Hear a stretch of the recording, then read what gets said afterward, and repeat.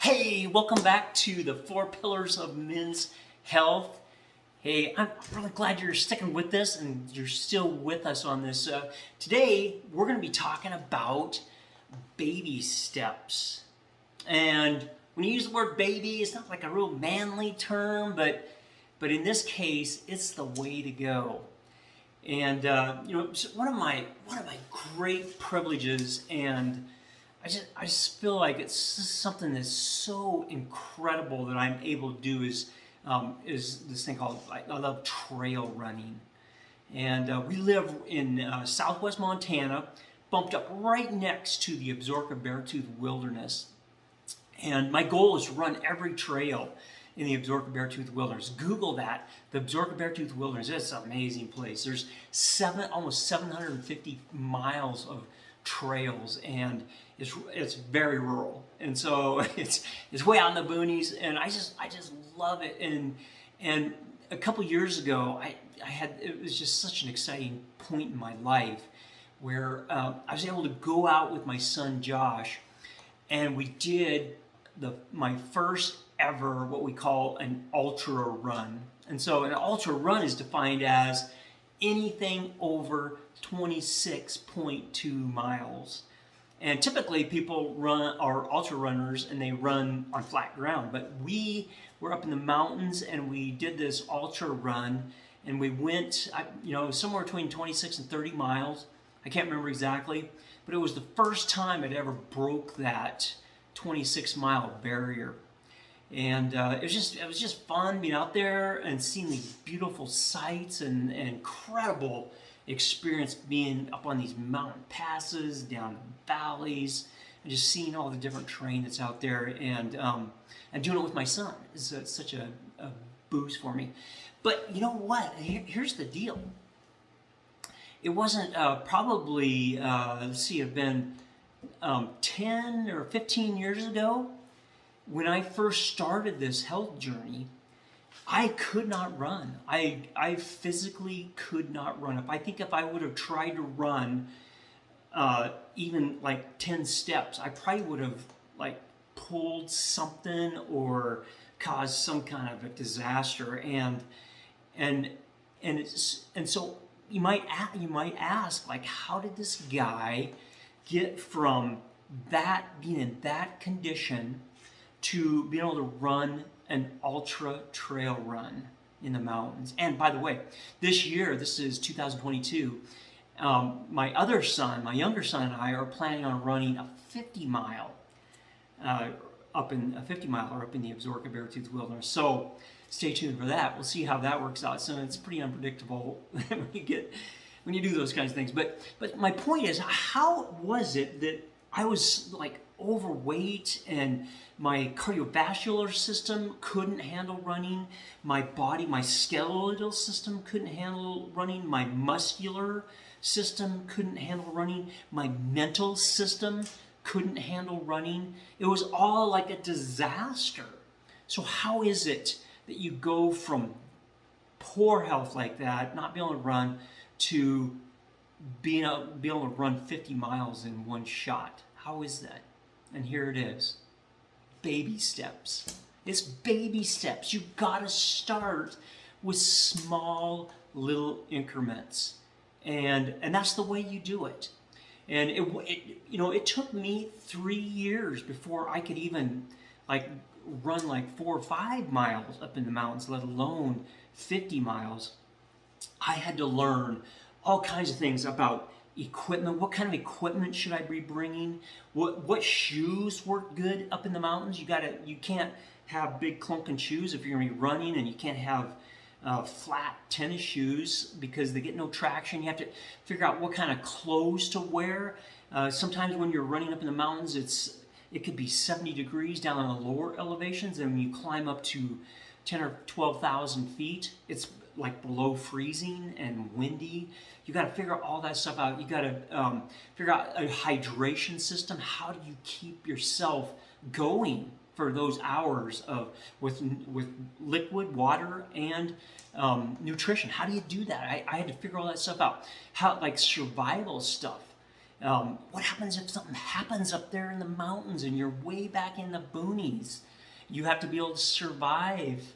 So I found a way to pack a tent. I found a way to pack a raincoat, and some other survival gear, and I figured all that stuff out. How about predators up there? We got grizzly bears and mountain lions, and all. So what do you do about that? I had to figure all this stuff out, and so it took a process of learning to figure that stuff out, and that's what I want to encourage you with today in your health to good, in your journey to good health. Is it takes baby steps. If I would, just imagine 15 years ago, if I would have tried running up in the mountains, it would have been a total disaster. I may have wrecked my body permanently and not been able to enjoy what I'm enjoying today.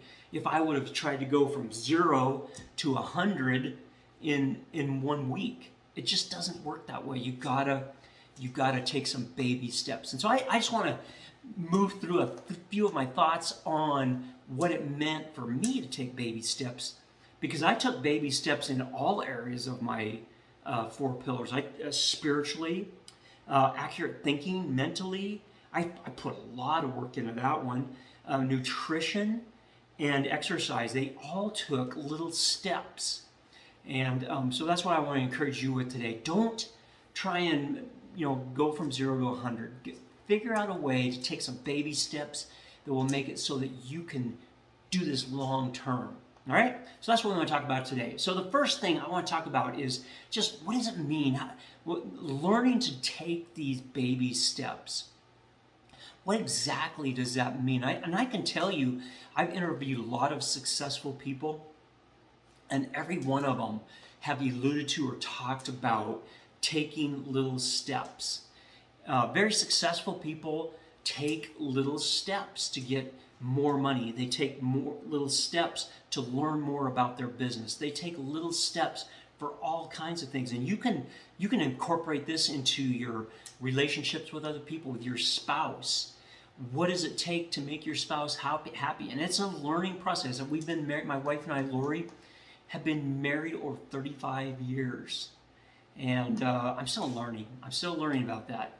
So it's really important. There's a saying about eat an elephant. I don't really like that saying because it doesn't seem like an elephant would really taste that good. But the saying is, how do you eat an elephant? How do you do it? One bite at a time. You can't be chugging that thing down in one little bite or one little session. So that's what we need to focus on today, is taking those little steps, whether it's in your spiritual life or your accurate thinking. How do you change the way you think? Maybe you've gone through some devastating stuff and it's ground you down to where you think that you just can't do any better. But that's not the truth. And how do you get out of that? And we're going to be talking about that in this course. And don't be ashamed of that. Be ready to admit where you're at. That's where it starts. Where are you at? Where was I at? I was almost 250 pounds. I couldn't run, so you know what I did? I found that old junker bike up in our green boxes and I pulled that thing out, and I could run. I could ride my bike, but I couldn't run. And after I rode my bike for a while, I got my cardiovascular system in shape, and some of my muscles a little better. And then I found out that I could actually run again. And I just ran. I didn't run very far, but I started running just a little bit, and one step led to another. And it took those little baby steps. Now, one thing about the baby step idea is it does seem like when you're at the beginning stages, it seems like forever. I mean, first of all, when I started exercising, I never thought that I would ever be able to do like a 50-mile run in the mountains. That never even entered my head. But once I became better and better at it, I thought, wow, I want to run up to one of these lakes I used to visit when I was a kid. And so one day I just took off and I ran up there, and it was incredible. And it just one thing led to another. And but the thing that sometimes can get discouraging about the baby step process is it just seems like it's going to take forever. And so one thing I want to encourage you with, and one thing that I do, is I celebrate small or mini victories. So for example, I was trying to get away from Dr. Pepper. I'm telling you, I had this horrible addiction. It was an actual addiction to Dr. Pepper.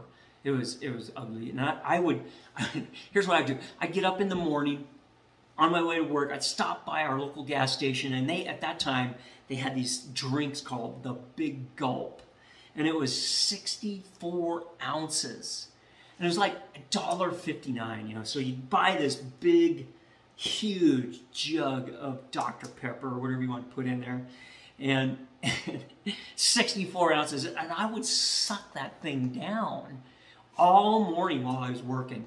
Drank that whole thing, 64 ounces, and it makes me cringe just thinking that I did that. And then at lunchtime they had these things. It was free refills, so I would go back to the gas station, fill that sucker back up, 64 ounces of liquid poison, and suck that thing down for the rest of the afternoon. So in one day I would drink 130 ounces of this garbage, and I tried so many times to quit drinking Dr. Pepper, and I could not do it. I just couldn't do it, and I knew that it was destroying my body, and I knew that I had to, in order for me to get back to a healthy place, I had to kick that habit. And so I did little baby steps. I just started weaning myself off of that stuff. The first thing I did was I quit going to that gas station I went to all the time. So even though I get a can of Dr. Pepper, it wouldn't be the 64 ounce jug. And so anyway, I just took these baby steps, and it was probably a couple years before I was able to quit. And the thing that finally broke the back of that addiction was fasting. I had a time of fasting in my life where I just focused on the whole point of my fasting that time was examining my nutritional health. And I was able to, after that, I never had I haven't had a Dr. Pepper for probably 10 years. And it's a miraculous thing to me to think back of how much that Dr. Pepper had its claws in my whole system. And it's just like, it's incredible to think that I took those baby steps and I was able to beat that habit. So that's what I mean by celebrating small or mini victories. And when you do that, it gives you a sense of accomplishment. Like, okay, if I can get this one next step in, that'll be good. And then I can make it to the next step. Then I can make it to the next step. And before long, you've really done some amazing stuff. And the people around you will look at you like, what in the world happened to you? And it's because of those little baby steps. And they probably won't see those baby steps. But you will, and they're hard.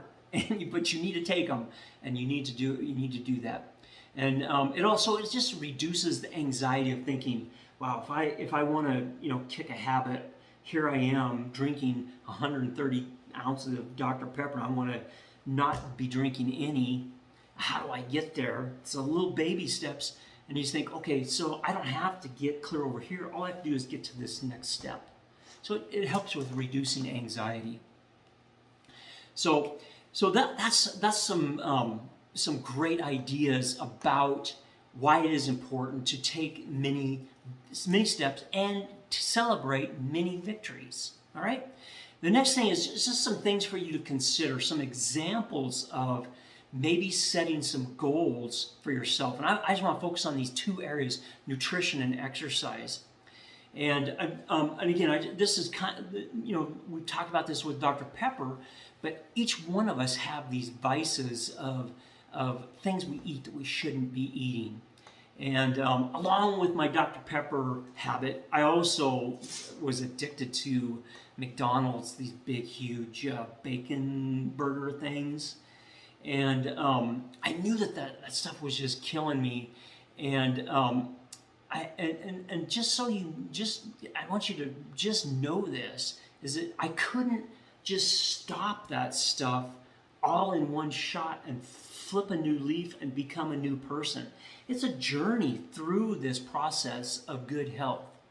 And so I want to encourage you, if you do have some bad things that you are doing, it might be some emotional things that you do yourself, it might be some inaccurate thinking that you're doing to yourself, it might be food that you're eating, it might be not getting out and exercising enough, it could be anything, but you really need to focus on developing good habits and taking baby steps to get you to the place where you want to be. Another area that you might want to set some goals is in the area of exercise. So just depending on where you're at, if you're stuck on the couch like I am, don't try and pick up football or basketball or do some crazy stuff. Take little steps to acclimate your body to get into good health. Take little steps. That's the key to this whole thing. And it can be useful in, just like I said, any area of your life. So make sure and take these baby steps. Here's a couple other things that I just want to briefly touch on is in our society, in the United States in particular, and probably other areas of the world, it seems like every few years these fads come through. Like you can look at women's clothes or men's clothes. Fads come and go. You can look at diet and exercise program. It's just incredible the craziness that happens. All of a sudden, somebody found this orchard fruit from Nairobi or something, and it's supposed to cure cancer and all these different magical stuff. So everybody, gets on the bandwagon, gets the Nairobi fruit juice and starts drinking it, and they think it's good. So these fads just come and go in the United States. It's just incredible that the amount of things that happen, the exercise fads, accurate thinking fads, all spiritual fads. A great guru comes in and talks about some spiritual thing in his life, and it's just fads come and go. And I just want to encourage you to find your way through this stuff, and don't go down all the bunny trails. I mean, there's so many things out there, so many ideas. Make sure that when you're going through this process that you're basing your choices on good, sound science and something that that is working for you. Don't do it just because your neighbor, lost 20 pounds and they said, you got to try this stuff. And so just keep that in mind. And then, so don't follow all the fads. Sometimes it's good to explore those things, and sometimes there are good new things, and so use your judgment on that. The next thing is we've kind of already alluded to this, but don't set too big of goals all at once. Take the baby steps. Don't do measurable, concise, small goals, and then celebrate that victory. All right? Do that. Don't try and change yourself overnight, and it'll just make you a better person. And it's the shortest way, although it does seem like it takes a long time. And so here's one last thing I just want to say to you. I have this loop. I kind of live in this valley, and there's a river that runs through, the Yellowstone River. It's amazing. And I have this loop that I go around. It's a 17-mile bike loop. So I go up and around, and it gets me right back to my place here. And it took me a long time, many years, to even be able to ride that 17-mile loop. It has some good hills in it. But anyway, so just probably after I was able to get kind of going and I could run, or I could ride that thing all in one shot without getting off my bike and taking a nap. I got to the point where it's 17 miles, so I got to the point where I could ride that thing in 1 hour, which is pretty good for me. 17 miles an hour, and I thought, wow, so how? I wonder if I could do this in like a little faster than this. So I just kept working on it and working on it, and if you'll remember, my bike journey started with this old red bike from the dumpster, and I just got on that thing. And I remember the first bike ride that I took. I got out on that thing and I went up my road, probably about a mile to a mile and a half, and I felt pretty good. And I started coming back, and then I started feeling like, whoa, something's going on here in my body. And by the time I got home, I think I pushed it the last 100 yards. And I was literally down on the couch, like I was sore like for 10 days. I couldn't hardly walk. And I was on the couch for at least a day, just like in agony. My lower back, leaning over, riding that thing. And it was really bad. And that's what happens, when you try and take too big of a step at one time. So just keep in mind, it just takes baby steps. And by the way, I'm up to, now it's incrementally as you go faster and faster on your bike, it's harder and harder to make big strides. But now I'm up to, I can ride that loop in about 50 minutes. So I'm down to about, I'm up to about 20 miles an hour on that, as long as the wind's not blowing and everything's good that day. So it just keeps, I can improve and improve and improve, and it's just fantastic to see. And so I just want, just take it easy, set yourself some goals, make them small, and just keep moving forward. That's the whole point of this session. Take baby steps, and you'll be so much more happy. And thanks for joining me today. Tomorrow, or the next session, whenever you listen to it, it's going to be about creating a new you. And I have 10 great concepts about how to do that and what worked for me and how you can take steps to create a new you. And so until then, set yourself some goals, take some baby steps, and celebrate some mini victories.